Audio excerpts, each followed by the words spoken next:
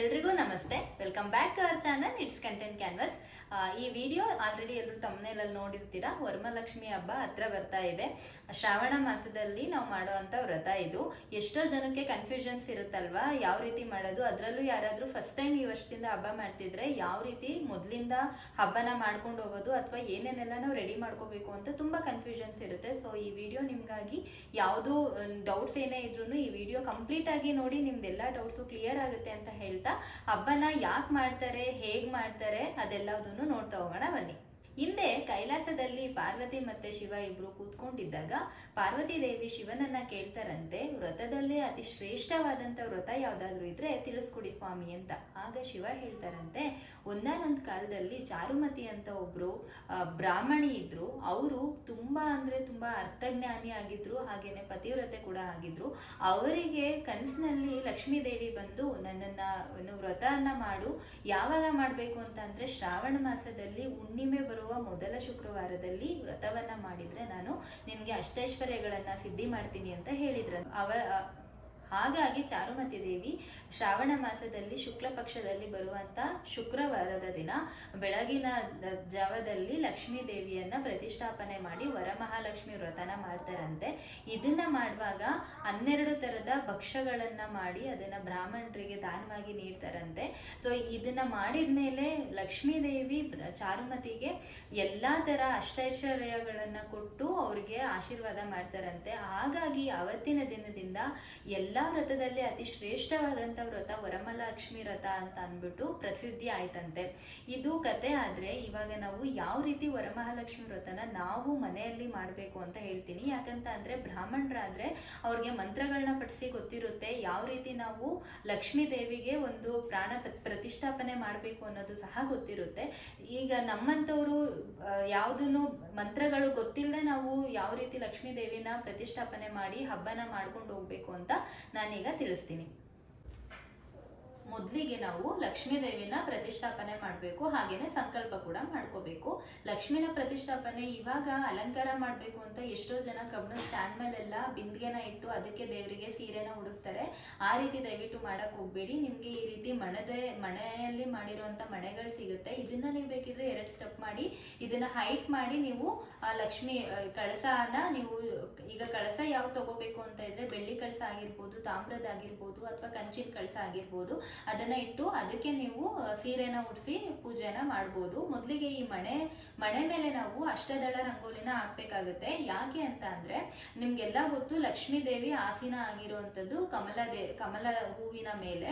ಹಾಗಾಗಿ ಮೊದಲು ನಾವು ಕೆಳಗೆ ಅಷ್ಟದಳದ ಒಂದು ರಂಗೋಲಿನ ಬಿಟ್ಟು ನೀವು ಆ ರಂಗೋಲಿಗೆ ಬಣ್ಣ ಕೂಡ ಹಾಕಿ ಅಲಂಕಾರ ಕೂಡ ಮಾಡ್ಬೋದು, ಅಥವಾ ಅಷ್ಟದಳದಲ್ಲಿ ನೀವು ಕಮಲನ ರಂಗೋಲಿ ಸಹ ಹಾಕ್ಬೋದು. ಸೊ ಮೊದಲು ಇದಕ್ಕೆ ಒಂದು ಅಷ್ಟದಳ ರಂಗೋಲಿನ ಹಾಕೋತೀನಿ.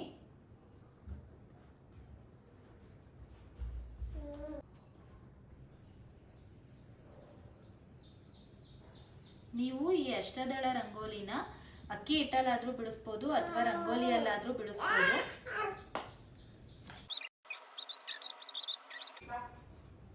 ಈಗ ರಂಗೋಲಿನ ಬಿಡ್ಸಾಯ್ತು. ಈ ರಂಗೋಲಿ ಬಿಡ್ಸಾದ್ಮೇಲೆ ಮೊದಲು ಏನ್ ಮಾಡಬೇಕು, ಈ ರೀತಿ ಪ್ಲೇಟ್ನ ಇಟ್ಟು ಈ ಪ್ಲೇಟಿಗೆ ಬಾಳೆದೆಲೆನ ಇಡಬೇಕಾಗುತ್ತೆ. ಬಾಳೆದೆಲೆ ಮೇಲೆ ನಾವು ಯಾಕೆ ಅಕ್ಕಿ ಹಾಕ್ತೀವಿ ಅಂತಂದ್ರೆ ನಮ್ಗೆ ಮುಂಚೆನೆ ಹೇಳಿದ ರೀತಿ ನಮ್ಗೆ ಮಂತ್ರನ ಹೇಳಿ ಲಕ್ಷ್ಮಿನ ನಾವು ಪೂಜೆ ಮಾಡ್ತಿರೋ ಕಡೆ ಕರ್ಸಕ್ ಆಗಲ್ಲ. ಹಾಗಾಗಿ ಅಕ್ಕಿ ಮೇಲೆ ನಾವು ಲಕ್ಷ್ಮಿನ ಪ್ರತಿಷ್ಠಾಪನೆ ಮಾಡಿದ್ರೆ ಲಕ್ಷ್ಮಿ ಜೀವ ಬಂದು ಸೇರುತ್ತೆ ಅನ್ನೋ ನಂಬಿಕೆ ಇದೆ. ಹಾಗಾಗಿ ನಾವು ಬಾಳೆದೆಲೆನ ಇಡಬೇಕಾಗುತ್ತೆ. ಹಾಗೆ ಇದು ಸುಳಿ ಆಗಿರೋದ್ರಿಂದ ಈ ಸುಳಿ ಸಹ ಪೂರ್ವಕ್ಕೆ ಅಥವಾ ಉತ್ತರಕ್ಕೆ ಮುಖ ಮಾಡಿರ್ಬೇಕು. ಸೊ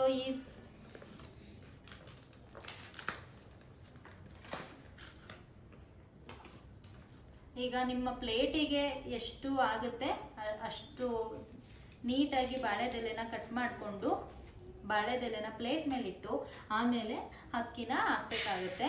ಅಕ್ಕಿನೂ ಅಷ್ಟೇ, ನಾವೀಗ ಕೆಳಗಡೆ ಯಾವ ರೀತಿ ಒಂದು ಅಷ್ಟದಳದ ರಂಗೋಲಿನ ಬಿಡಿಸಿದೀವಲ್ವಾ, ಇಲ್ಲಿಗೂ ಸಹ ಒಂದು ಅಷ್ಟದಳದ ರಂಗೋಲಿನ ಬಿಡಿಸ್ಕೊಳ್ಳೋಣ.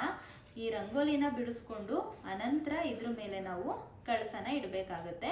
ಹಾಗೇನೆ ಇಲ್ಲಿ ಅಷ್ಟದಳ ರಂಗೋಲಿನ ಇಟ್ಟಾದ್ಮೇಲೆ ನೀವು ಇಲ್ಲಿಗೂ ಸಹ ಅರಿಶಿನ ಮತ್ತೆ ಕುಂಕುಮನ ಹಚ್ಚಿ ಅದಾದ್ಮೇಲೆ ನೀವು ಕಳಸನ ಇಡಬೇಕಾಗುತ್ತೆ. ಸೀರೆ ಉಡ್ಸೋದ್ರಿಂದ ಕೆಲವರಿಗೆ ಇಷ್ಟು ಚಿಕ್ಕ ಚಂಬಿಗೆ ಅಥವಾ ಇಷ್ಟು ಚಿಕ್ಕ ಕಳಸಕ್ಕೆ ಸೀರೆನ ಉಡ್ಸಕ್ ಆಗಲ್ಲ ಅಂತ ಅಂದ್ರೆ ಇನ್ನೊಂದು ಸ್ವಲ್ಪ ಒಂದು ಇಷ್ಟು ದಪ್ಪದು ಕೊಡ ಬರುತ್ತೆ, ಅದು ತಾಮ್ರದ್ದು ಕಂಚಿಂದು ಎಲ್ಲದರಲ್ಲೂ ಸಿಗುತ್ತಲ್ವ, ನೀವು ಅದನ್ನು ಸಹ ಇಟ್ಟು ನೀವು ಅದಕ್ಕೂ ಸಹ ಕುಂಕುಮನ ಹಚ್ಚಿ ಆಮೇಲೆ ನೀವು ಸೀರೆನ ಉಡಿಸ್ಬೋದು.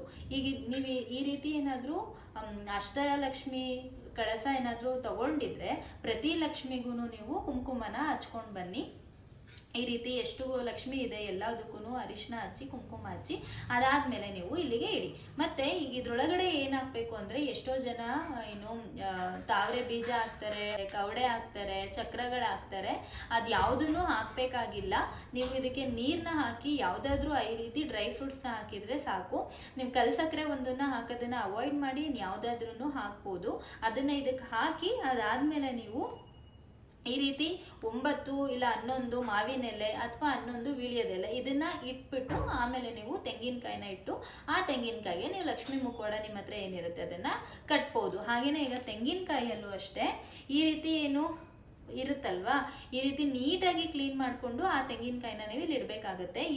ಇಲ್ಲಿ ಕಣ್ಣು ಕಾಣ್ತಿರುತ್ತಲ್ವಾ, ಆ ಯಾವುದೇ ರೀತಿ ಕಣ್ಗಳು ಪೂಜೆ ಮಾಡುವಾಗ ಕಾಣಿಸ್ಬಾರ್ದು. ಅದನ್ನ ನೋಡಿಕೊಂಡು ನೀವು ಇಲ್ಲಿಗೆ ನೀಟಾಗಿ ಇಟ್ಟು ಪೂಜೆ ಮಾಡೋಕ್ಕೆ ಸ್ಟಾರ್ಟ್ ಮಾಡ್ಬೋದು. ಹಾಗೇನೆ ನಾವೀಗ ಲಕ್ಷ್ಮಿದು ಕಳಸ ಪ್ರತಿಷ್ಠಾಪನೆ ಮಾಡಿ ಆದ್ಮೇಲೆ ನೆಕ್ಸ್ಟ್ ಇರುವಂಥದ್ದು ದೇವರಿಗೆ ತಾಳಿ.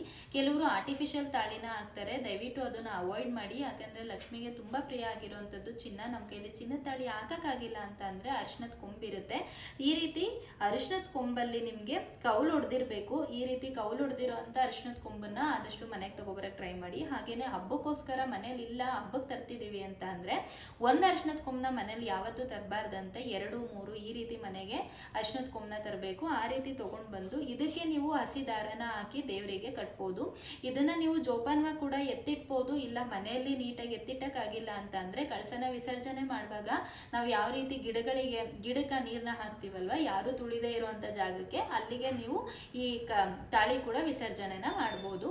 ಇನ್ನ ದೇವರಿಗೆ ಯಾವ ರೀತಿ ಸೀರೆನ ತಗೊಳ್ಬೇಕು ಅಂತ ಅಂದ್ರೆ ನೀವು ನಿಮ್ಗೆ ಯಾವ್ದು ಬೇಕು ಫ್ಯಾನ್ಸಿ ಸ್ಯಾರೀಸ್ ಆ ಥರದನ್ನ ತಗೊಳ್ಳೋ ಬದಲು ಬಾರ್ಡರ್ ಇರೋ ಅಂಥದ್ದು ಹಾಗೇನೆ ರೆಡ್ ಸ್ಯಾರೀಸ್ನ ಆದಷ್ಟು ಅವಾಯ್ಡ್ ಮಾಡಿ. ಯಾಕಂದ್ರೆ ನಾವು ಕೆಂಪು ಸೀರೆಗಳನ್ನ ಆದಷ್ಟು ಕೊಡುವಂಥದ್ದು ಶಕ್ತಿ ದೇವತೆಗಳಿಗೆ, ಅಂದ್ರೆ ದುರ್ಗಾ ಮಾತೆ ಅಥವಾ ಮಾರಮ್ಮ ಅಥವಾ ಚಾಮುಂಡಿ ತಾಯಿ ಈ ಥರ ದೇವರುಗಳಿಗೆ ನಾವು ರೆಡ್ ಸ್ಯಾರಿನ ಕೊಡ್ತೀವಿ. ನಾವು ವರಮಹಾಲಕ್ಷ್ಮಿ ಹಬ್ಬಕ್ಕೆ ಯೆಲ್ಲೋ, ಗ್ರೀನ್ ಈ ಥರ ಕಲರ್ಸ್ನ ಹಾಕಿದಷ್ಟು ತುಂಬಾನೇ ಒಳ್ಳೇದಾಗುತ್ತೆ. ನಿಮಗೆ ಸೀರೆನ ಉಡಿಸಿ ಪೂಜೆ ಮಾಡೋಕೆ ಆಗಿಲ್ಲ ಅಂತ ಅಂದ್ರೂ ಏನು ಬ್ಲೌಸ್ ಪೀಸ್ ಬರುತ್ತೆ, ಆ ಬ್ಲೌಸ್ ಪೀಸ್ ಇಟ್ಟು ಕೂಡ ಪೂಜೆ ಮಾಡ್ಬೋದು, ಅಥವಾ ಬ್ಲೌಸ್ ಪೀಸ್ನೇ ಸೀರೆ ತರ ಉಡಿಸಿ ಪೂಜೆ ಮಾಡ್ಬೋದು. ನಮ್ಮ ಚಾನಲ್ ಅಲ್ಲೇ ಯಾವ ರೀತಿ ಸೀರೆಗಳನ್ನ ಉಡಿಸ್ಬೇಕು ಅಂತ ತುಂಬಾ ವಿಡಿಯೋಸ್ ಇದೆ, ಇಂಟ್ರೆಸ್ಟ್ ಇದ್ರೆ ಒಂದ್ಸಲ ಚೆಕ್ ಮಾಡಿ. ಹಾಗೇನೆ ನಮ್ಗೆ ಸೀರೆ ಎಲ್ಲ ಉಡಿಸೋ ಅಷ್ಟು ಟೈಮ್ ಇಲ್ಲ, ಅವಾಗ ಏನ್ ಮಾಡೋದು ಅಂತ ಅಂದ್ರೆ ನೀವು ಕಳಸನ ಪ್ರತಿಷ್ಠಾಪನೆ ಮಾಡಿ ಲಕ್ಷ್ಮೀ ಮುಖವಾಡ ಹಾಕಕ್ಕಾದ್ರೆ ಅದನ್ನು ಸಹ ಹಾಕಿ ಅದಾದ್ಮೇಲೆ ಕೆಳಗಡೆ ಮಡ್ಲಕ್ಕಿ ಸಹ ಇಡ್ಬೋದು. ಮಡ್ಲಕ್ಕಿಗೆ ನೀವು ಏನೇನೆಲ್ಲ ಇಡ್ತಾರೆ ಅದೆಲ್ಲದನ್ನು ಇಟ್ಟು ನೀವು ವರಮಹಾಲಕ್ಷ್ಮಿ ಹಬ್ಬ ಕೂಡ ಮಾಡ್ಬೋದು. ನಾವು ಸಂಕಲ್ಪನ ಮಾಡ್ಕೋಬೇಕಾಗತ್ತೆ. ನಾವು ಲಕ್ಷ್ಮೀ ಮುಖವಾಡನ ಕಟ್ಟಿ ಆದ್ಮೇಲೆ ನಾವು ನೆಕ್ಸ್ಟ್ ಏನ್ ಮಾಡ್ಬೇಕಾಗತ್ತೆ ಅಂತ ಅಂದ್ರೆ 9 ಎಳೆ ಇರುವಂತ ಹಸಿ ದಾರನ ತಗೊಂಡು ಅದಕ್ಕೆ ಹೂವನ ಕಟ್ಟಿ ಅದನ್ನು ಸಹ ನೀವು ದೇವ್ರ ಮುಂದೆ ಇಡಬೇಕಾಗುತ್ತೆ. ಅದನ್ನ ನೀವು ಕಂಕಣ ತರ ಕೈಗೆ ವ್ರತ ಮಾಡುವಂಥವ್ರು, ನಿಮ್ಗೆ ಮದ್ವೆ ಆಗಿದ್ರೆ ಗಂಡನ ಕೈಲಿ ಅಥವಾ ಮನೇಲಿ ಯಾರು ಹಿರಿಯರು ಇರ್ತಾರೆ ಅವ್ರ ಕೈಲಿ ನೀವು ಕೈಗೆ ಕಂಕಣನ ಕಟ್ಟಿಸ್ಕೊಳ್ಳಿ. ಇವಾಗ ಕೈಗೆ ಹಸಿ ದಾರದಲ್ಲಿ 9 ಎಳೆ ಇರುವಂತ ಹಸಿ ದಾರದಲ್ಲಿ ನೀವು ಕಂಕಣನ ಕಟ್ಕೊಂಡಾದ್ಮೇಲೆ ನಾವು ಮೊದಲು ಪೂಜೆ ಮಾಡ್ಬೇಕಿರುವಂಥದ್ದು ಗಣೇಶನ್ಗೆ.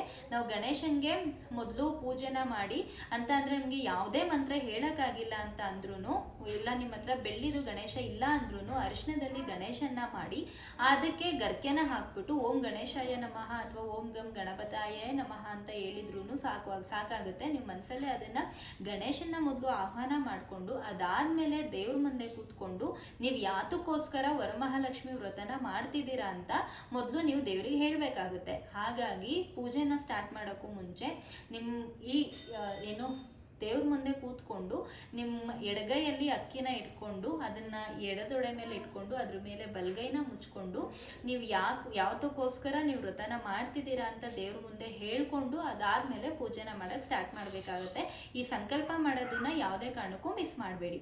ಈಗ ಸಂಕಲ್ಪ ಮಾಡಿ ಆದ್ಮೇಲೆ ನಾವು ದೇವರಿಗೆ ಪೂಜೆನ ಮಾಡಬೇಕಾಗುತ್ತೆ. ಪೂಜೆ ಮಾಡುವಾಗಲೂ ಅಷ್ಟೇ ದೀಪಗಳನ್ನು ಬೆಳಗಿಸಿ, ದೀಪ ಬೆಳಗಿಸುವಾಗ ಮೊದಲು ಎಣ್ಣೆನ ಹಾಕಿ ಅದಾದಮೇಲೆ ಬತ್ತಿ ಹಾಕಿ, ಹಾಗೆಯೇ ಹಬ್ಬದ ದಿನ ನೀವು ದೀಪನ ಬೆಳಗಿಸುವಾಗ ಆದಷ್ಟು ಬೆಂಕಿ ಕಡ್ಡಿಯಲ್ಲಿ ದೀಪ ಹಚ್ಚದೆ, ನಿಮಗೆ ಊದ್ಗಡ್ಡಿ ಏನಿರುತ್ತೆ ಅದರಿಂದ ದೀಪ ಹಚ್ಚಿದ್ರೆ ಒಳ್ಳೇದು ಅಂತ ಕೂಡ ಹೇಳ್ತಾರೆ. ಆದಷ್ಟು ಇದನ್ನ ಟ್ರೈ ಮಾಡಿ ಮಾಡೋದಕ್ಕೆ. ಸೊ ಇದಾದ್ಮೇಲೆ ನಾವು ದೇವರಿಗೆ ನೈವೇದ್ಯನ ಮಾಡಬೇಕಾಗುತ್ತೆ. ನೈವೇದ್ಯದಲ್ಲಿ ದೇವರಿಗೆ ತುಪ್ಪದಲ್ಲಿ ಮಾಡಿರುವಂಥ ನೈವೇದ್ಯಗಳು ತುಂಬಾನೇ ಇಷ್ಟ. ಅದರಲ್ಲೂ ಗೋಧಿಯಿಂದ ಮಾಡಿರುವಂಥ ನೈವೇದ್ಯ, ಹಾಗೇನೆ ಹೆಸರು ಬೇಳೆಯಿಂದ ಮಾಡಿರುವಂಥದ್ದು ಅಥವಾ ಅಕ್ಕಿಯಿಂದ ಮಾಡಿರುವಂಥ ನೈವೇದ್ಯ ಲಕ್ಷ್ಮೀ ದೇವಿಗೆ ತುಂಬಾನೇ ಇಷ್ಟ ಆಗುತ್ತೆ. ನಿಮಗೆ ಯಾವುದನ್ನೂ ಮಾಡೋಕ್ಕಾಗಿಲ್ಲ ಅಂತ ಅಂದರೆ ಸಿಹಿ ಪೊಂಗಲ್ ಕೂಡ ಮಾಡ್ಬೋದು, ಇಲ್ಲ ಅಂತ ಅಂದರೆ ಪುಳಿಯೋಗರೆ ಕೂಡ ಮಾಡ್ಬೋದು, ಕೋಸಂಬರಿ ಕೂಡ ಮಾಡ್ಬೋದು, ಗೋಧಿ ಪಾಯಸ ಕೂಡ ಮಾಡ್ಬೋದು. ಹೀಗೆ 10 ಹಲವಾರು ಭಕ್ಷ್ಯಗಳನ್ನು ನಾವಿಟ್ಟು ದೇವರಿಗೆ ನೈವೇದ್ಯ ಕೂಡ ಮಾಡ್ಬೋದು. ಪೂಜೆನ ಮಾಡುವಾಗ ನಾವು ಯಾವಾಗ ಲಕ್ಷ್ಮಿನ ಕೂರಿಸ್ತೀವಿ ಆವಾಗಿಂದ ಲಕ್ಷ್ಮಿ ಕಳಸ ವಿಸರ್ಜನೆ ಮಾಡೋ ತನಕ ನಾವು ಬೆಸ ಸಂಖ್ಯೆಯಲ್ಲಿ ಕಾಯಿನ ಹೊಡಿಬೇಕಾಗುತ್ತೆ. ಇವಾಗ ಒಂದು ಲಕ್ಷ್ಮಿನ ಕೂರಿಸಿ ಪೂಜೆನ ಮಾಡುವಾಗ ಬೆಳಗಿನ ಪೂಜೆಯಲ್ಲಿ ನಾವು ಒಂದು ತೆಂಗಿನಕಾಯಿನ ಹೊಡೆದ್ರೆ, ಸಂಜೆ ಮತ್ತೆ ಇನ್ನೊಂದ್ಸಲ ನಾವೇನು ಪೂಜೆನ ಮಾಡ್ತೀವಿ ಆವಾಗ ಇನ್ನೊಂದು ತೆಂಗಿನಕಾಯಿನ ಹೊಡಿಬೇಕಾಗುತ್ತೆ. ಹಾಗೇನೆ ಲಕ್ಷ್ಮಿ ವಿಸರ್ಜನೆ ಮಾಡ್ತೀವಲ್ಲ ಆವಾಗ ಇನ್ನೊಂದು ತೆಂಗಿನಕಾಯಿನ ಹೊಡಿಬೇಕಾಗುತ್ತೆ. ಹೀಗೆ 3, 5, 7 ಈ ರೀತಿ ತೆಂಗಿನಕಾಯಿಗಳನ್ನ ಹೊಡೆದು ನೀವು ಪೂಜೆನ ಮಾಡಬೇಕಾಗುತ್ತೆ. ಹಾಗೇನೆ ಕುಂಕುಮಾರ್ಚನೆ ಮಾಡೋದು ತುಂಬಾನೇ ಒಳ್ಳೆಯದು. ಪೂಜೆ ಮಾಡಿ ಆದ್ಮೇಲೆ ನಿಮಗೆ ಈ ರೀತಿ ಚಿಕ್ಕ ಚಿಕ್ಕ ಅಷ್ಟೋತ್ರಗಳದ್ದು ಬುಕ್ ಸಹ ಸಿಗುತ್ತೆ. ಸೊ ಆದಷ್ಟು ಹಬ್ಬದ ದಿನ ಲಕ್ಷ್ಮಿದು ಕತೆ ಏನಿರುತ್ತಲ್ವ ಅದನ್ನ ನೀವು ಈ ರೀತಿ ವರಮಹಾಲಕ್ಷ್ಮಿ ವ್ರತ ಅಂತ ಬುಕ್ ಕೊಡೋ ಸಿಗುತ್ತೆ ನಿಮಗೆ. ಈ ಬುಕ್ಕಲ್ಲಿ ನಾನು ನಿಮಗೆ ಪೇಜ್ ನಂಬರ್ 43ರಲ್ಲಿ ಹಬ್ಬದ್ದು ವ್ರತಕಥಾ ಬುಕ್ ಇದೆ. ಈ ಬುಕ್ಕಲ್ಲಿ ವ್ರತಕಥಾ ಕೂಡ ಕೊಟ್ಟಿದ್ದಾರೆ. ನೀವು ಇದನ್ನ ಸಹ ಪೂಜೆ ಎಲ್ಲ ಆದ್ಮೇಲೆ ದೇವ್ರ ಮುಂದೆ ಕೂತು ಜೋರಾಗಿ ಹೇಳೋದ್ರಿಂದ ಸಹ ತುಂಬಾನೇ ಒಳ್ಳೇದಾಗುತ್ತೆ ಅಂತ ಹೇಳ್ತಾರೆ. ಪೂಜೆ ಆದ್ಮೇಲೆ ಮನೆಯವರೆಲ್ಲ ಕೂತ್ಕೊಂಡು ಒಂದು 5 ನಿಮಿಷ ಟೈಮ್ ಸ್ಪೆಂಡ್ ಮಾಡಿ ಈ ರೀತಿ ಕತೆ ಓದಿದ್ರು ಕೂಡ ತುಂಬಾ ಒಳ್ಳೇದಾಗುತ್ತೆ. ಹಾಗೇನೆ ಇಲ್ಲಿ ನಿಮಗೆ ಅಷ್ಟೊತ್ತರದ್ದು ಚಿಕ್ಕ ಚಿಕ್ಕ ಬುಕ್ಸ್ಗಳು ಸಿಗುತ್ತೆ. ಇದರಲ್ಲಿ ನೀವು ಕುಂಕುಮಾರ್ಚನೆ ಮಾಡಿದರೆ ತುಂಬಾನೇ ಒಳ್ಳೆಯದಾಗುತ್ತೆ. ಕುಂಕುಮಾರ್ಚನೆ ಮಾಡೋದು ಸಹ ತುಂಬಾನೇ ಈಸಿ.